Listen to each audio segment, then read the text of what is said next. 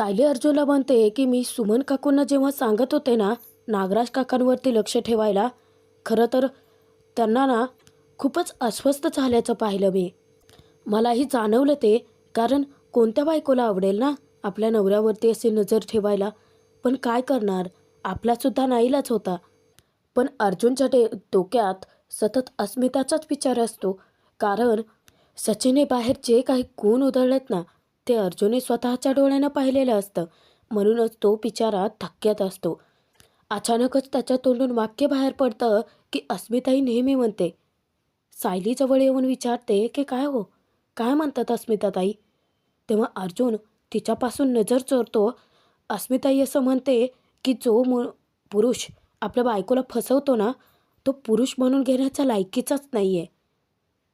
मला पण आता असंच वाटतंय. सायली उलट सचिनचं कौतुक करते. ती म्हणते की पण अस्मिताताई या बाबतीत मात्र खूपच भाग्यवान निघालेत ना. सायलीचं ते वाक्य अचानक अर्जुनच्या मनाला टोचतं. अर्जुन जरा गूढपणेच बोलतो. आयुष्यात पुढे कधी काय होणार काही सांगता येत नाही ना.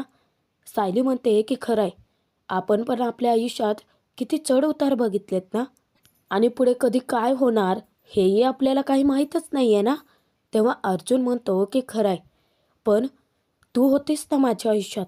जे हवं जसं हवं सगळं जे केलं ते अगदी योग्यच केलं. पण पुढे मला आता काय करायचं आहे खरंच काही कळत नाही आहे. अर्जुन इतका वैतागत असतो आणि त्या वैतागण्यामागचं कारणच सायलीला कळत नसतं. सायली म्हणते की तुम्हीही सगळे योग्यच करता ना. अर्जुन मनातच विचार करतो की माहीत नाही बायको, सचिनबद्दलच्या गोष्टी लपवून मी काय योग्य करतोय. सायली विचारते की अहो तुम्ही अचानक असे गप्प का झालात? वर्ष संपता संपता सर्वजण हळवे होतात, वर्षापूर्तीचा आढावा घेतात. तुमच्या मनात अगदी तसंच काहीसं झालंय का? अर्जुनला तर कारणच मिळतं खरं लपवायला. सायलीला तो पटकन म्हणतो की हो, कदाचित माझंही असंच होतंय. एनिवेज जाऊ देत तो विषय, झोपूयात आपण लवकर. उद्या मला ऑफिसला लवकर जायचं आहे ना. त्यानंतर दुसऱ्या दिवशी सचिन मात्र पुरता गोंधळलेला असतो. विचारात हरवतो की तो फोटो नक्की सॅमचाच होता. पण तो फोटो अर्जुनच्या फाईलमध्ये कसा? सॅमचं अर्जुनच्या केस फाईलशी काय कनेक्शन असेल? आता मला पुन्हा स्टडीमध्ये जावं लागेल आणि नक्की ते काय प्रकरण आहे ते पुन्हा चेक करावं लागेल. तिकडे सायलीकडून गेट टुगेदरची बातमी ऐकून अस्मिताचा आनंद तर गगनालाच भिडतो. अस्मिता म्हणते की आपण सुमन काकू प्रतिमा त्या सगळ्यांनाच बोलूयात आणि मस्त धमाल करूयात. तसंही मला खूप बोर होतं. अर्जुन विचारतो की का बोर व्हायला काय झालंय? अस्मिता म्हणते की आता गेट टुगेदर ठरवले ना, मग मस्त धमाल करूयात. अर्जुन सायलीकडे पाहत विचारतो की अच्छा, म्हणजे गेट टुगेदरची बातमी माझ्या बायकोने दिली तर? सायली म्हणते की हां. इतक्यातच सचिनही येतो. सचिन म्हणतो की काय लेडीज, काय गप्पा चाललेत तर? तेव्हा कल्पना म्हणते की अरे काही नाही, आम्ही सगळेजण गेट टुगेदर करायचं ठरवतोय. म्हणजे मागे जे काही चांगलं झालं त्या सगळ्यांबद्दल चर्चा करायची. सचिनला आयडिया खूप आवडते. तो विचार करतो आपण थीम पार्टी करायची का? अस्मिता मग सुचवते आपण रेट्रो थीम करूयात. आता कल्पना आणि प्रतापला मान्य नसता. आता नक्की थीम कोणती ठेवायची यावरून चर्चा चालूच असते. अचानकच तिथे अश्विन येतो. बिचारा एकटा पडलेला. अर्जुन सायलीला त्याला पाहूनच खूप वाईट वाटतं. तेव्हा तो आपला गुपचूप जाऊन डायनिंग टेबलपाशी बसतो. मग अर्जुन सायलीला खुणावतो. सायली बाकीच्यांकडे लक्ष देते तर बाकीचे मस्त गप्पा मारण्यात बिझी असतात. तेव्हा सायली अश्विनकडे जाते शेवयांची खीर घेऊन. अश्विनला म्हणते की अश्विन भाऊजी, मी सगळ्यांसाठी शेवयांची खीर केली आहे, खाऊन बघाल? मला सांगाल कशी झाली आहे ती? तेव्हा अश्विन तिचे आभार मानतो, तिला थँक्यू बोलतो. जेव्हा तो एक घास घेतो तेव्हा खरंच मनातून तृप्त झालेला असतो. सायली विचारते की कशी झाली आहे? अश्विन पडलेल्या चेहऱ्यानेच म्हणतो की हां, छान झाले, चांगली आहे. अश्विन भाऊजी, मी आणि आई असा विचार करत होतो की रविराज काकांच्या घरच्यांना सगळ्यांना आपण घरी जेवायला बोलवूयात. नव्या वर्षाच्या नव्या संधी देऊयात. तुम्ही पण असाल ना आमच्यासोबत? तेव्हा अश्विन तोंड फिरवून सांगतो की नाही, माझं काय काम आहे तिकडे. सायली समजावते की असं काय करताय अश्विन भाऊजी, घरचे सर्वच जण एकत्रित असणार आहेत, पूर्णाची सुद्धा आहेत. आणि हीच ती वेळ आहे ना की मनातली अडी काढून टाकून सगळ्यांनी एकत्र येण्याची. मागे नाही का अस्मिताताईंसाठी आम्ही सरप्राईज प्लॅन केलं होतं, तुम्ही किती आनंदाने सहभागी झाला होतात. आमच्यासोबत पत्ते खेळायला आलाच होतात ना. तेव्हा तुम्हाला पाहून आईंच्या डोळ्यात आनंदाने पाणी आलं होतं. तसंच आत्ताही तुम्ही त्यांना आनंद देणार नाही का? माझ्यासाठी नाही, निदान आईसाठी तरी. पूर्णाजीला सुद्धा तुम्ही आनंद देणार नाही आहात का? तेव्हा सायली एवढी रिक्वेस्ट करते तर अश्विन तयारही होतो. सायलीचा आनंद इतका द्विगुणित होतो. तेव्हा ती अर्जुनकडे पाहते. त्यानंतर ती पुन्हा रिक्वेस्ट करते की अश्विन भाऊजी, खरं तर मला तुमच्याशी आणखीन काही बोलायचं आहे. म्हणजे मला एकटीला नाही, पण आम्हा दोघांनाही तुमच्याशी बोलायचं आहे. अश्विन एकदा अर्जुनकडे नजर वळवतो, एकदा सायलीकडे. तो विचारतो की काय बोलायचं एवढं महत्त्वाचं. सायली अर्जुनला खुणावते. थोडा वेळात दोघेही अश्विनला त्यांच्या रूममध्ये घेऊन येतात. आता अश्विन इथे सुद्धा माझंच दाखवतो थोडाफार. तो म्हणतो की बोला, माझ्याकडे वेळ नाही आहे जास्त. तेव्हा अश्विनला अर्जुन समजावतो की अश्विन, कामच तसं खूप सेन्सिटिव्ह आहे, म्हणून तुला इथे बोलवावं लागलं आहे. एक महत्त्वाची केस आहे आणि आम्हाला त्या केसबद्दल बाकी कोणालाही कळू द्यायचं नाही आहे. म्हणून आम्हाला घरातल्याच एका डॉक्टरला या केसमध्ये इन्व्हॉल्व करावं लागते. अश्विन विचारतो की म्हणजे नक्की म्हणायचं आहे काय तुम्हाला? तेव्हा अर्जुन म्हणतो की तुला आठवतं आहे, मागे प्रतिमात्याची एक डेड बॉडी सापडली होती 1.5 वर्षापूर्वी, आणि ती डेड बॉडी फेक होती. त्याच्याशी तन्वीचं DNA सुद्धा मॅच झालं होतं. अश्विन म्हणतो की हो, मला चांगलंच आठवतं आहे, कारण सर्वांनाच प्रश्न पडला होता प्रतिमात्या परत आल्यानंतर ती बॉडी नक्की होती तरी कोणाची. सायली सांगते की तेव्हा आपल्या काही गोष्टी लक्षात आल्या नाहीत. जेव्हा आपल्याला मृतदेह हातात आला होता तेव्हा काही लक्षात आलं नाही, पण आता कळतंय की त्या मृतदेहाबद्दल काही गोष्टी खूपच संशयास्पद आहेत. आम्ही ती केस पुन्हा एकदा स्टडी केली आणि त्या केसमध्ये खूप सारे लो फॉल्स आहेत. म्हणजे हे सगळं नक्कीच कोणीतरी मुद्दाम केलं आहे. अश्विन धक्क्याने विचारतो की काय? पण हे सगळं असलं मुद्दाम कोणी का करेल? तेव्हा सायली अचानक म्हणते, महिपत चिकरे हे सगळं करूच शकतो. काय आहे, अपघाताच्या केसमध्ये रविराज काका खूप मुळाशी गेले आणि त्यातच ते महिपत चिकरेपर्यंत जाऊन पोहोचलेत. रविराज काकांना काही याबद्दल माहिती मिळू नये किंवा त्यांना जास्त खोलात शिरू द्यायचं नाही, म्हणूनच कदाचित त्याने प्रतिमा हत्या मेल्याचं भासवलंही असेल. अश्विन म्हणतो की हां, पॉईंट आहे. अर्जुन जरा थोडंसं कचरतच विचारतो की अश्विन, या केसमध्ये मदत करशील? अश्विनचं नक्की काय उत्तर असेल त्याची वाट पाहताच सायली अर्जुनची काळजाची धडधड वाढते. पण जेव्हा अश्विन म्हणतो की मी तयार आहे तुमची मदत करायला, कारण आपल्यामध्ये कितीही वाद असले तरीसुद्धा रविराज काकाच्या या कॉन्फरन्समध्ये मी तुमची मदत करेनच, तेव्हा कुठे सायली अर्जुनचा जीव भांड्यात पडतो. पण आता खाली प्रिया जेव्हा घरी परतते तेव्हा विमल, कल्पना दोघेही बोलत असतात. विमल म्हणते की हे दूध मी अस्मिताताईंना नेऊन देते. कल्पना म्हणते की हो, एकदाचा अश्विन खाली आला ना की त्याला विचारा तो कॉफी वगैरे पिणार आहे की नाही ते. अगं, सायलीने दिलेली खीर त्याने खाल्ली म्हणजे कॉफी नक्कीच पिईल तो. कल्पनाचं बोलणं आणि अश्विनचं असं त्या सगळ्यांभोवती फिरणं, घरच्यांच्या जवळ जाणं म्हणजे प्रियासाठी धोक्याचा इशारा. आता प्रियाच्या मनात भीती दाटून येते. अश्विन वर आहे आणि त्याने सायलीने दिलेली खीरसुद्धा खाल्ली, म्हणजे या भावाभावांचं पुन्हा एकदा जमायले की काय? प्रिया गुपचूपच आता सायली अर्जुनच्या रूमकडे जाते. आता तिघेही तिथे दरवाजापाशीच थांबलेले असतात. तिघांचंही बोलणं चालूच असतं.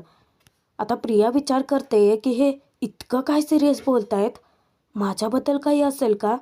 तेव्हा अश्विन म्हणतो की मी मदत करेनच. अर्जुन म्हणतो की पण अश्विन, मध्येच तुझा निर्णय तर बदलणार नाही आहेस ना?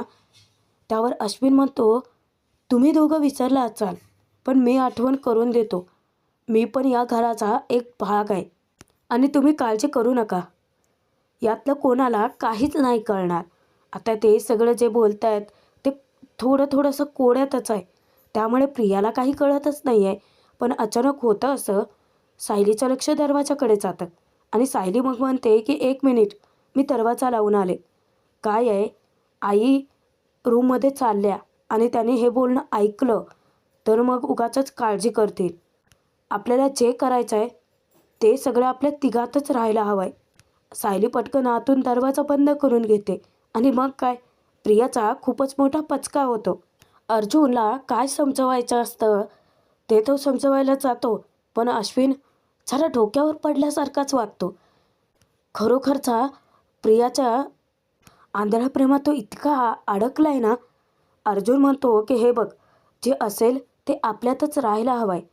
उगाचच मम्मा डॅड अस्मिताई यांना कोणाला कळायला नको. काय आहे, आपल्या हाती काही लागेपर्यंत आपण काहीच नको सांगायला, ते डिस्टर्ब होतील ना. त्यातच थोडा वेळ अर्जुन थांबतो आणि म्हणतो की तन्वीला पण नको कळायला. आता हा अश्विन इतका मूर्ख आहे, यावरून सुद्धा तो वाद घालतो. का तन्वीला का नको कळायला?